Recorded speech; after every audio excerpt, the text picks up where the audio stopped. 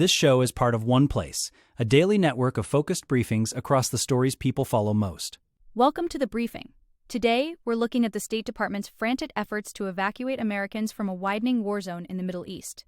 We'll discuss the House of Representatives preparing to vote on a measure to restrain the president's war powers after a Senate failure, a major development in the Jeffrey Epstein investigation as Congress votes to subpoena Attorney General Pam Bondi. We're tracking a new lawsuit against the administration over the controversial sale of TikTok's U.S. assets. Texas Congressman Tony Gonzalez has admitted to an affair with an aide following an ethics probe. Minnesota is taking the federal government to court, alleging that Medicaid funding is being weaponized as political punishment. A federal trade court has ordered massive tariff refunds, dealing a blow to the administration's trade strategy. Tech giants like Google and Meta are pledging to pay for the massive energy costs of AI data centers. We'll look at the data showing young Democratic challengers are significantly outraising older incumbents. And finally, climate activist Bill McKibben joins us to discuss the administration's move to strip the EPA of its power to fight greenhouse gases. We start today with the rapidly deteriorating situation in the Middle East, where thousands of Americans find themselves caught in the crossfire of a growing conflict with Iran. It's a terrifying situation for those on the ground. As Iranian strikes hit U.S. facilities, the State Department is scrambling to get people out. But the criticism is mounting. Many are asking why there wasn't a more robust evacuation plan in place before the hostilities escalated. Secretary of State Marco Rubio has already drawn down staff at embassies in Jordan, Kuwait, Lebanon, and Saudi Arabia. But for private citizens, the guidance has been anything but clear. Exactly. We're hearing from people like Eric Kumbier, a teacher in Qatar, who says the advice from the State Department shifted from shelter in place to get out now, almost overnight. The problem is that the hotlines are overwhelmed, and people are literally getting hung up on. Some are even considering risky overland routes to Saudi Arabia just to find an open airport. President Trump brushed off the lack of preparation, saying it all happened very quickly. But critics like Senator Chris Coons point out that the administration spent months moving a third of the Navy into the region. If they had time to plan the military side, why weren't civilians given a heads up? Secretary Rubio defended the response, citing the logistical nightmare of closing airspaces. He mentioned that some evacuation planes were literally in the air when they had to turn back. Now, the State Department has launched an online portal for registration, and they're looking at everything from charter flights to military transports. But for those like Gabriel Morris, a traveler currently hunkered down on the border of the UAE and Oman, the uncertainty is the hardest part. They're just hoping the next border stays open long enough to get home. As the situation on the ground remains volatile, the focus in Washington is shifting toward the legal authority behind this conflict. The House of Representatives is set to vote today on a measure that would effectively try to tie the president's hands regarding further military action in Iran. This comes after the Senate failed to pass a similar constraint. It's a high-stakes moment for congressional oversight.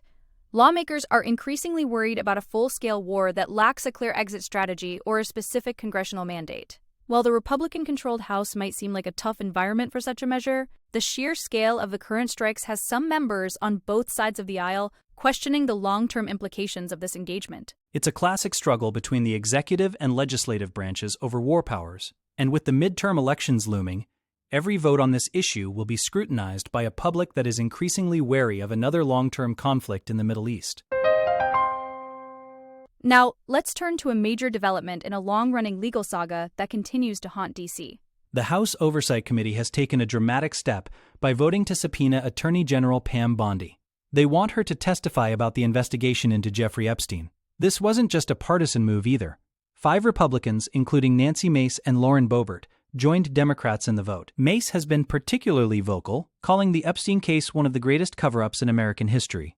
She's alleging that the Justice Department is still withholding millions of documents, including vital video and audio logs that could expose the full extent of Epstein's sex trafficking network. The administration is pushing back, claiming they've already released 3 million documents, and that anything withheld is either privileged or part of an ongoing investigation.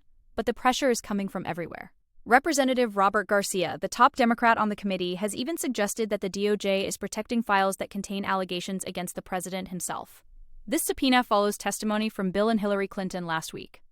While they haven't been accused of wrongdoing, the committee is clearly determined to leave no stone unturned. And Bondi is now right in the center of that storm. Speaking of Attorney General Bondi, she's also named in another legal challenge, this one involving a major tech platform. A new group called the Public Integrity Project is suing both President Trump and Bondi over the sale of TikTok's U.S. assets. If you remember, Congress passed a law requiring ByteDance to divest from TikTok due to national security concerns. But the lawsuit alleges that instead of following the law, the administration granted 5 extensions and then brokered a deal that sold the assets to a group of the president's close allies and campaign donors. We're talking about firms like Oracle and General Atlantic, along with investors who have ties to the Trump family businesses. The plaintiffs, who are actually software engineers and shareholders in rival companies like Google and Meta, argue that this deal didn't actually solve the problem. They point out that ByteDance still owns the critical recommendation algorithm. Brendan Ballou, the CEO of the Public Integrity Project, says this is a clear case of the president acting as if he is beyond the reach of the law. He's concerned that the Justice Department's public integrity units are being dismantled, leaving no one to investigate these kinds of white-collar deals. It's a fascinating case that touches on national security, corporate cronyism, and the very definition of executive power.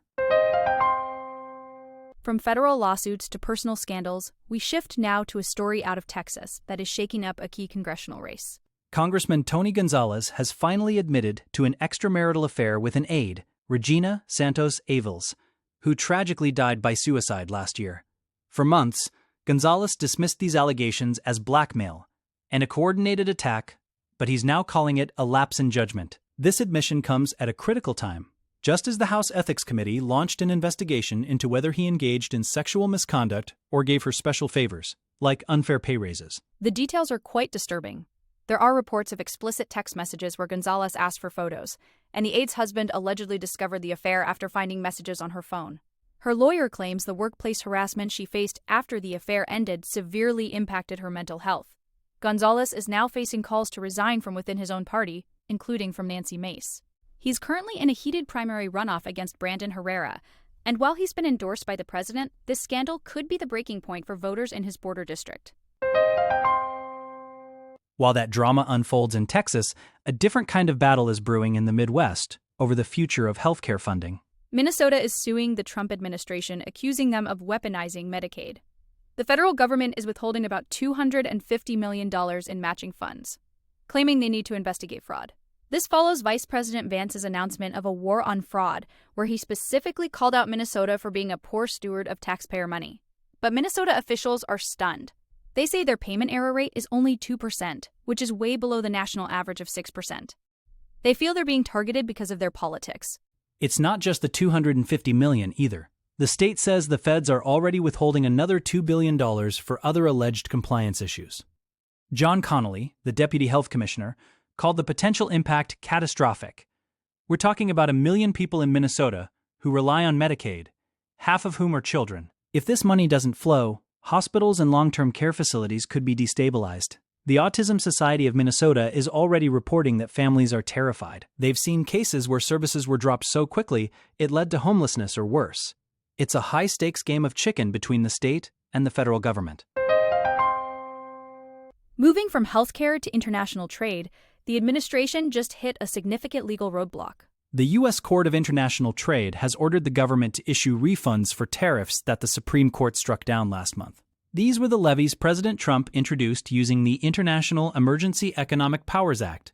We're talking about an estimated $130 billion that was collected on imports from places like China, Mexico, and Canada. Judge Richard Eaton ruled that all importers who paid these duties are entitled to the benefit of the High Court's ruling.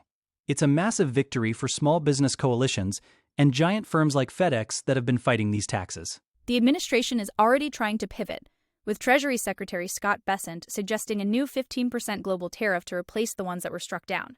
But the refund process is going to be a logistical nightmare, and it's a clear setback for the president's Liberation Day trade policy. For many small businesses, these refunds are a lifeline after a year of struggling with high import costs. They're demanding an automatic and fast process, but with the Treasury already looking for new ways to tax imports, the trade war is far from over. As trade policies shift, the tech sector is also facing pressure to help manage the costs of the AI revolution. 7 major tech firms, including Google, Meta, and Microsoft, have signed a ratepayer protection pledge at the White House. The idea is that these companies will shoulder the costs of building the massive power infrastructure needed for AI data centers, rather than passing those costs on to regular utility customers.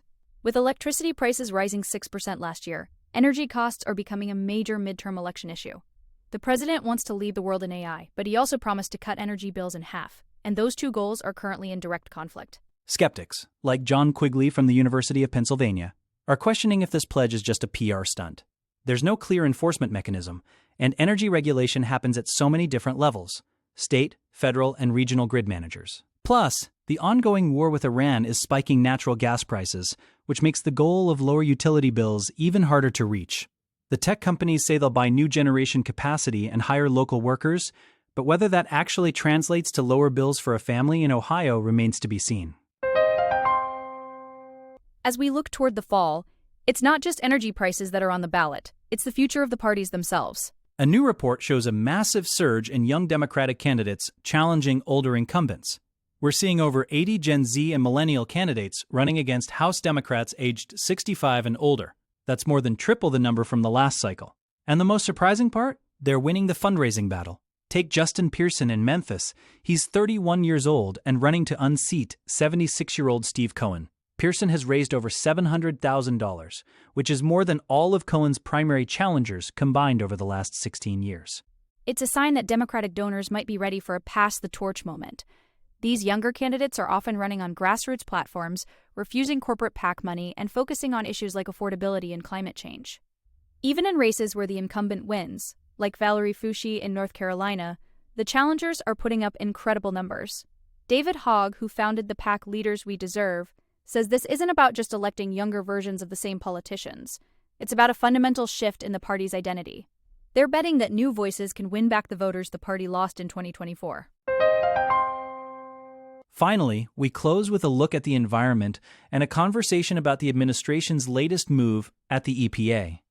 The EPA is erasing what's known as the Endangerment Clause, the scientific finding that allows the government to regulate greenhouse gases as a threat to public health. Climate reporter and activist Bill McKibben joined the Vermont Conversation podcast to discuss the gravity of this. He calls it a dishonest move by people carrying out the agenda of the fossil fuel industry. But interestingly, McKibben actually thinks the administration is too late. He points out that we've already crossed an invisible line where solar and wind are cheaper than coal and gas.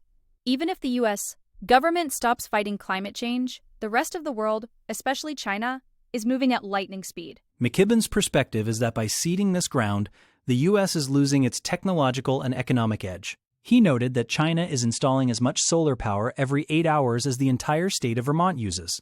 He also connected the dots between climate denialism and the broader rise of authoritarianism, calling climate denial the first big lie that trained politicians to tell other whoppers. His message for 2026 is clear.